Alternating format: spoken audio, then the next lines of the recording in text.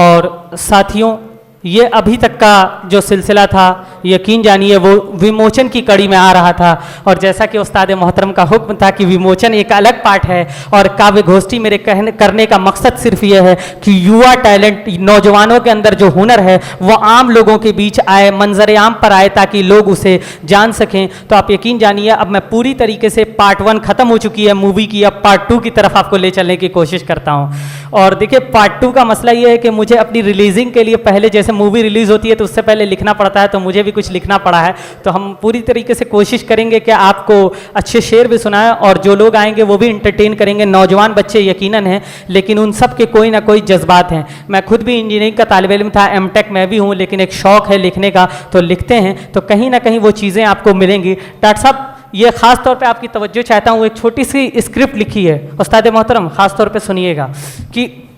جب چاند آسمان سے نکلا، دیدی جب چاند آسمان سے نکلا میں بھی اپنے مکان سے نکلا،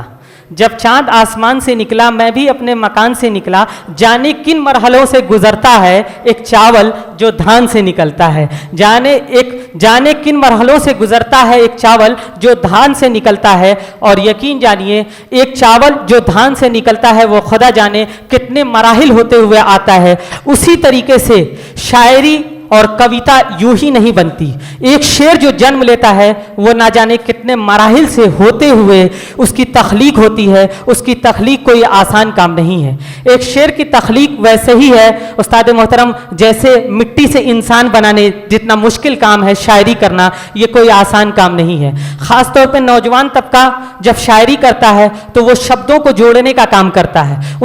یقیناً ان کی شاعریاں باوقت ایسی بھی ہوتی ہیں جب وہ بحر اور غزل میں نہیں ہوتی ہیں، وہ منفرد ہوتی ہیں۔ بہت سے لوگ کہتے ہیں کہ یہ فیس بک اور واٹس ایپ کے شاعر ہیں، لیکن یقین جانیے یہاں جو بیٹھے ہیں انہی بیٹھے میں سے کوئی نیا وفا گورکھپوری نکلے گا، آپ یقین جانیے یہیں سے کوئی نیا ڈاکٹر کریم قیصر پیدا ہوگا۔ اگر آپ ان کو موقع نہیں دیں گے تو یقین جانیے ایسا نہیں ہو سکتا ہے۔ اور آگے میں آپ سے یہ کہنا چاہوں گا کہ یہ احساس جو ہوتا ہے نا وہ یوں ہی نہیں آتا ہے، جب الفاظ کو کہیں نہ کہیں انسان جوڑتا ہے تو وہ ایک مصرے بنتے ہیں، ایک پنکتیاں بنتی ہیں، اور ایک پنکتیاں ہو کر کے وہ 4 پنکتیاں بنتی ہیں، تب جا کر کے ایک شعر ہوتا ہے، اور ایک شعر جب کئی بار اکٹھا ہوتا ہے تب جا کر کے وہ ایک مکمل غزل اور کویتا بنتی ہے۔